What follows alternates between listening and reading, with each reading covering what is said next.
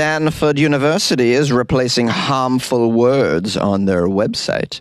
A California teenager made fake parking tickets in a scam to collect payments, and a defeated politician in India whips out a sword. These are the weird stories for Wednesday on Weird AF News, the only daily weird news podcast in the galaxy, I think. Stanford University is replacing some harmful words on their website. Let's find out what these harmful words are, guys. That way we don't step in doo-doo by saying these terrible words. I'm going to guess it's some swear words that they had on their website. They were like, hey, if you want to effing apply to Stanford, click on the effing link below, right? And just because you don't get in doesn't mean you're a piece of crapola, you know? You're not a POS, as they say. You can apply to some other crappy schools, but you just can't effing come to Stanford. Okay, let me get into the article in all seriousness. Stanford University has launched an initiative to address, quote, harmful language, which will transform the language used across the university's websites and computer programming code. They are seeking to replace a litany of harmful words and phrases, including the following. Oh boy. Now, this is the part where we all need to pay attention because we don't want to say these harmful words, guys. This is what Stanford University thinks are some harmful words. And if we say them in the world, we are probably not getting into heaven. Here are some of the words. American. Oh, boy. Ugh. I say that a lot. Oh, man. I had no idea I was offending the whole world. Sheesh. I didn't know I was being so harmful, spreading harm by saying American. Here's another one. Hispanic. Oh, boy. Not Hispanic. Whoo. Buckle up for some other ones, guys. They're saying preferred pronouns are also part of the harmful words. They have suggested some alternatives, Stanford University, for everybody to not spread harm with our mouth noises, because we don't want people to get, feel very hurt and that they've been harmed and attacked. People feel attacked when you spit out certain mouth noises. So they have alternatives which are supposed to be in line with those used by peer institutions and within the technology community. Oh boy. Now it looks like we're letting the nerds decide what we can say or not. I don't know if I support this. Let's keep learning, guys. Now it says here the harmful words and harmful language is included with some alternative language suggestions. Much of these explanations revolve around issues of race and sexuality, but others spoke to people with disabilities and religious connotations as well. Here's a quote per the memo from Stanford's IT department outlining the program. He, guys, you guys, freshmen, gentlemen, and ladies were all examples of harmful language. Oh boy, freshmen. Ladies, you can't say ladies anymore? Gentlemen, oh boy. People say ladies and gentlemen all the time, especially when they're on the microphone.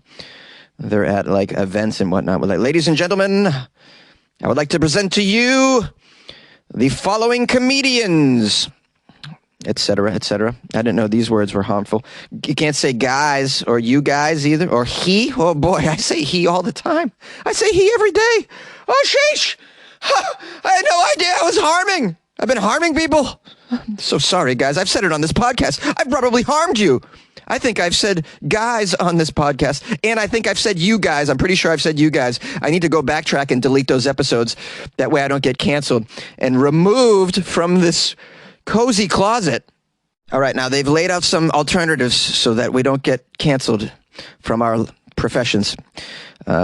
Instead of freshman, they suggest using frosh, F-R-O-S-H, frosh. I don't even know that word existed. That sounds like something you put on top of your latte. I'd like a little extra frosh, please. They also suggest first-year student instead of freshman, because using the term freshman apparently lumps groups of students using masculine language. And masculine language is very toxic, as you know. We need to remove it from our culture. Instead of using he, they suggest either using the person's name or referring to them by they. Oh, wow, that's a big adjustment for me. I can't just walk around calling everybody a plural pronoun, which they is. It's a plural pronoun, as far as I've learned. That's called grammar. I'm probably wrong though. Now they probably changed it from a plural pronoun to just. It's also can be used as a singular pronoun, and they're suggesting it should be used as a singular pronoun. And I can't say he anymore. Okay, all right, we got some more here. I'm trying to wrap my head around all of this, guys. I'm old and I'm stupid. Now, when it comes to race and ethnicity, they have a suggestion. Instead of using the word Hispanic when referring to people from Latin America, they suggest Latinx. Many Latinos have expressed their displeasure with the term Latinx. I've never heard that before, and I live in a large community of people from Latin America. But if they're saying that, then maybe I should be aware of this as well. According to polling, only 2% of Hispanics identify with the term, while 68% identify mostly with the term Hispanic. Okay, so the polling shows that 68% identify with the term Hispanic, yet they're suggesting that we use the one that 2% of Hispanics identify with. It's almost as though they're not really consulting the group that they want you to change your language for. The group that they believe you're harming doesn't seem to give a damn. Okay, so now we have American, which is a harmful word. I had no idea American was a harmful word. They're saying you should use U.S. citizen instead, which I think is harmful to the non-citizens, if we're being honest. I don't want to throw it in their face that they're not a citizen by calling myself a U.S. citizen. Hey, you want to come and hang out with my U.S. citizen friends, you non-U.S. citizen? It seems a little braggadocio. They also say that you should never use the term low man on the totem pole, which I find to be rarely used these days. But they're saying that that's a race-based term that the initiative has suggested should be replaced because it trivializes indigenous peoples. I guess because the word totem pole is in there, and you can't use any word that refers to an item from their culture unless you're part of their culture, I believe. I also suggest you don't use bottom of the barrel because that's offensive to barrels. Other objections, which appear to have no connection to race or sex, including getting rid of words and phrases such as cakewalk, peanut gallery, uppity, kill two birds with one stone, more than one way to skin a cat, and the phrase on the warpath. What if you're really on the warpath? Like, what if you're in Ukraine right now and you're walking along the warpath? Are you not allowed? I mean, you don't want to use harmful language during an actual war. I'm just looking out for the people over there. Certainly don't want to offend the birds who completely understand English, and as do the cats as well. And if they hear you say these things, not a good look. And just so we're clear here, I get a lot of correspondence from my listeners, so I would like to make you aware of a word that harms me, and that is citizen of Massachusetts. I would prefer if you don't call me a citizen of Massachusetts anymore. I get a lot of that in the emails and phone calls. If you could refer to me as a masshole, I'm much more comfortable with that. Thank you very much. That's my PSA.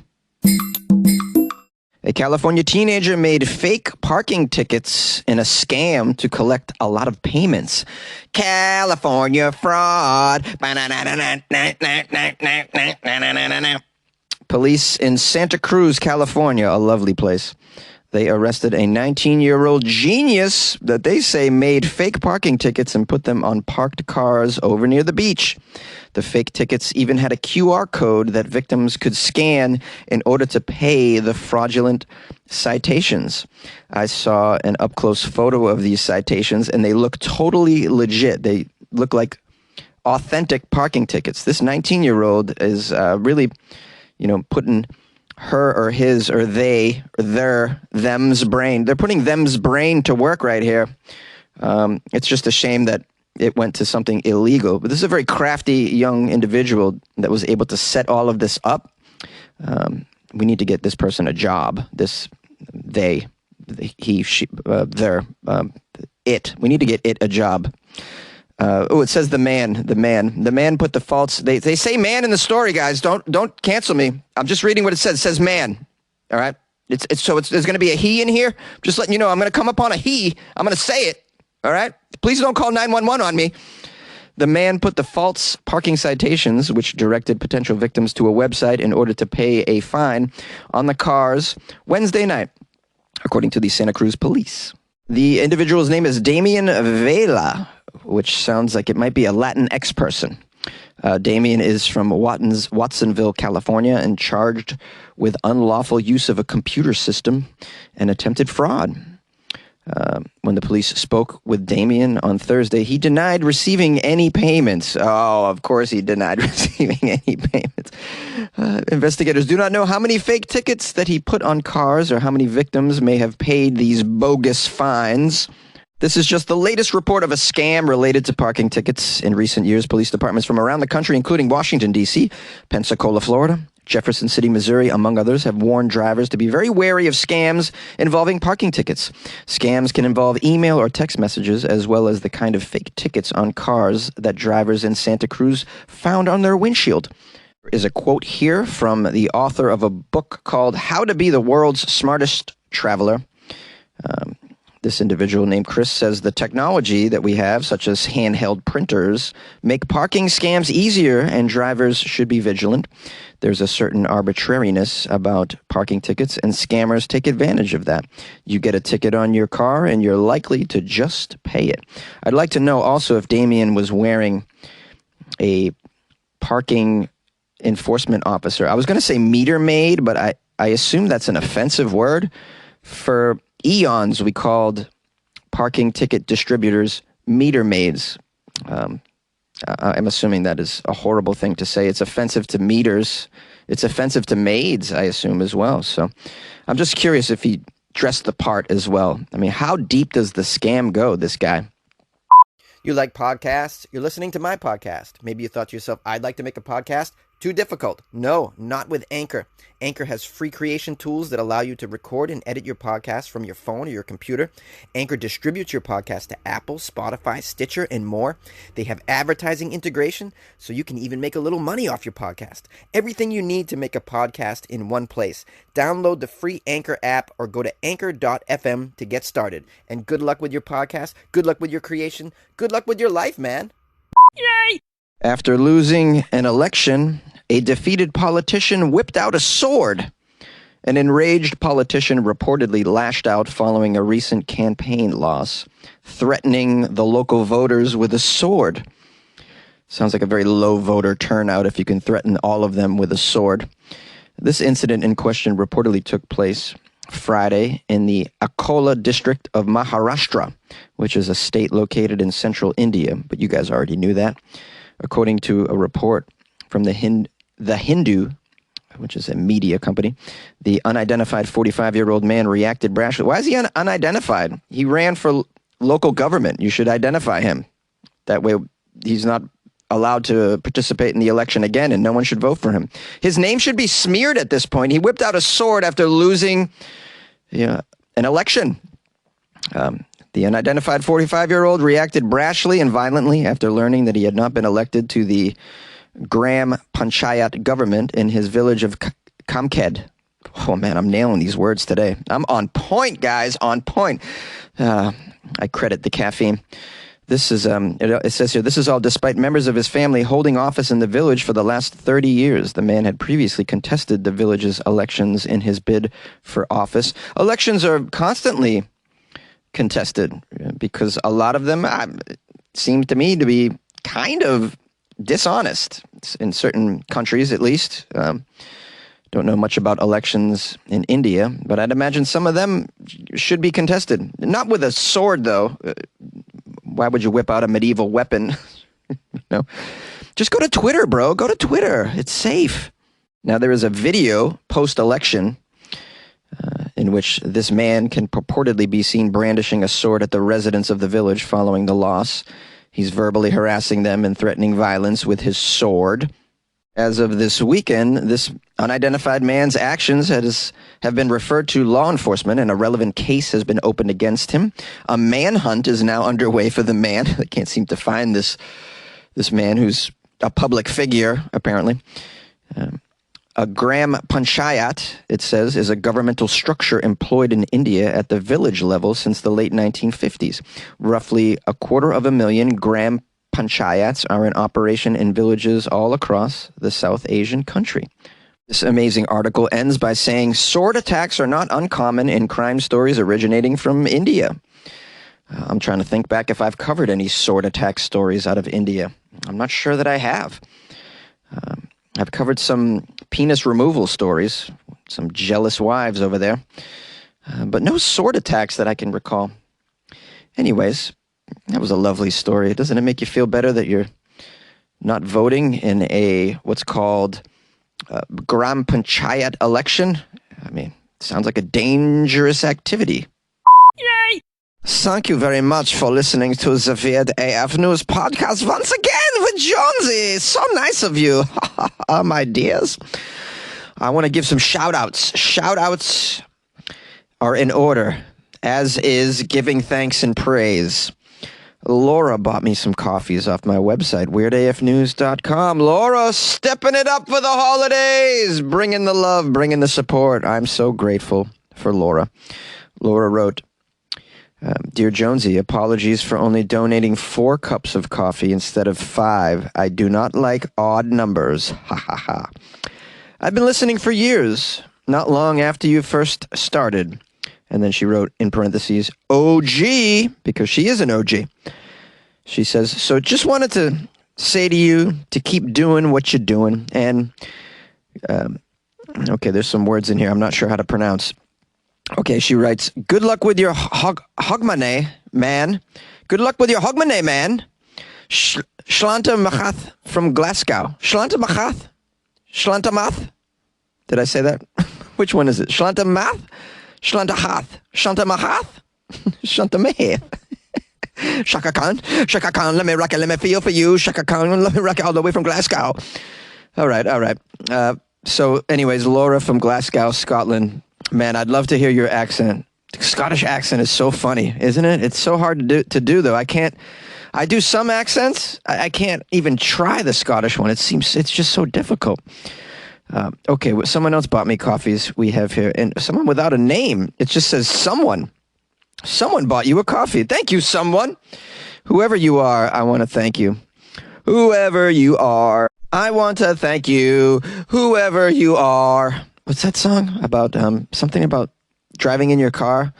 You let me change lanes when I was driving in my car. A very simple song, but a happy song. Anyways, someone made me happy because someone bought me a coffee. Someone wrote, I've been listening to your podcast for about a year now. It is the last one on my auto feed podcast when I get up.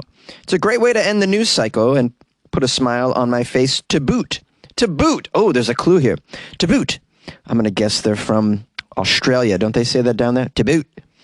Maybe New Zealand? Maybe this is a Kiwi? We're looking for context clues, guys. If I was high, I'd be able to figure this out. I promise you. Okay, so more writing. I hope you had a Merry Christmas, Jonesy, and have a Happy New Year. And I'm going to say it. Good luck with your life, man. Also, I tried to send this through PayPal, but it's not showing up. I don't know. Maybe I'm not doing this right, etc. Well, anyways, this showed up, so I'm grateful. Your coffee came through, someone. If you want to email me and let me know who you are so I can give you a proper shout-out and write you a thank you note, my email is funnyjones@gmail.com. Thank you so much for the support. I appreciate the coffees, guys. Also, I want to give a shout-out to Chris Sigsby. Chris was the one who sent me all of those snacks and the Vietnamese coffee as well that was in there. Chris requested that I do some video reviews of these weird snacks that he sent me, and that is exactly what I am going to do. So I just need a little time here. And I'll probably put the videos in the Patreon, I'd imagine. I don't know. We'll see how it goes. But I will definitely make videos of weird stuff that you send me. For sure. Why not? That sounds like a good way to spend my time. You send me something weird to eat, and I'll try it and, make a video of it. You send me something weird to, I don't know, play with, and I'll play with it on video. All right, now, guys. Okay, get your mind out of the gutter, okay? Come on. You send me like a cool T-shirt, I'll put it on and take a photo. Anyways, you're always welcome to send me stuff for any time, not just the holidays. Just email me, funnyjones@gmail.com. I'll give you my Addy, as the kids are calling it. They're calling it Addies, I think so. If you want to call the show, I got a number, 646-450-2012. And if you want to support the show, there is the website, weirdafnews.com, where you can go there and join the Patreon. You can buy coffee, etc., etc. You don't have to do any of those things. If you're too busy or too broke, it's okay. Just tell a friend about Weird AF News. That's super helpful as well. And I so appreciate any effort on your part to support the show. I really, really do. I'm very grateful for my listeners. I've had an amazing year with you guys, and we'll do this for many years to come. All right. Well, anyways, I'll see you tomorrow. Bye-bye.